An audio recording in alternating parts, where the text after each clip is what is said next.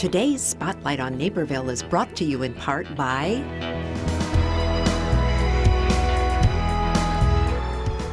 Welcome back to Spotlight on Naperville. I'm Nancy Wearsome, and delighted to welcome our ladies from War Chest Boutique, Women at Risk International, and I know you've been on before, so good to see you back.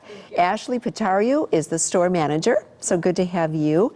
Rosemary Massengale is a volunteer and an advocate, so good to have you. And Carrie Kaiser is a shopper and an advocate. You need those too. I like that title. A lot of people would want that, you realize. Well, Ashley, let's start by talking about War Chest and Women at Risk International. Yeah. So War Chest Boutique, we're an arm of Women at Risk International, and the boutique is really a way to move the product that the women who are in our programs through Women at Risk International, they make the product or they source it to us. And so the product, it's gorgeous. If you ever stop in the shop, it is beautiful. And we want to represent the women and raise them back to worth and dignity by portraying them well. And it's literally them piecing their lives back together bead by bead. But it's not only art therapy, it's also a living. So they're earning a living wage of what a college graduate in their country earns per hour for each piece, or per hour for the items that they make.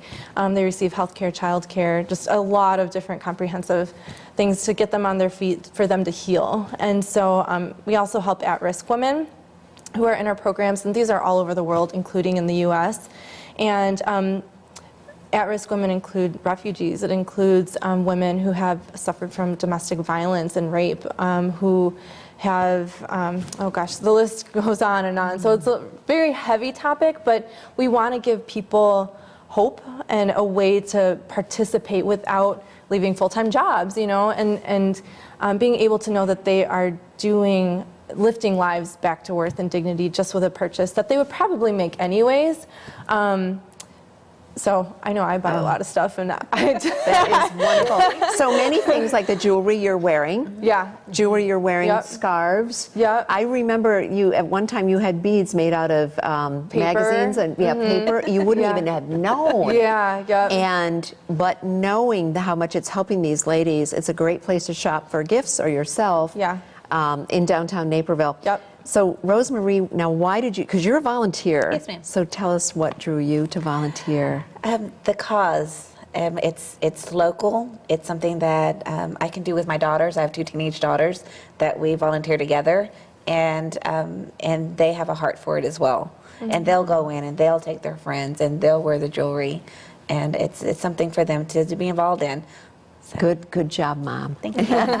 Good job, They're Mom. very convincing saleswomen, I too. bet they are. They're really I bet they are. And Carrie, the ultimate shopper here. Yeah. So what drew you to shop? Besides that beautiful, are all those things you're wearing? Yes, my bracelet and my necklace and hair clip. Beautiful. There. And yeah, you can get so many wonderful things there. And it's just shopping with a purpose and with a greater meaning. And it's stuff that you would be buying anyway with gifts. I buy a lot of gifts there. I have 2 little girls, 5 and 2, and so I've bought both their Easter basket stuff there the last 2 years. And girls and boys, crayons. Shoppers in training. Yes, yes, definitely. So it's beautiful stuff. It's wonderfully made, and you can always buy a gift for somebody. Oh, that's fantastic. Now, I want to move to the slavery challenge. Tell us about that, because that's surprising to many people. Yeah, I think a lot of people think that it is overseas, which it is, but it is also domestic. Women are definitely exploited here in the U.S. too, and sold. We actually just had a young woman in October walk into our store who had seen our sign that said "Stop Human Trafficking," shop with a purpose. And she came in and she was like, I was trafficked. And so it really, she's from Joliet, and it's right here in our own backyard. It's hidden.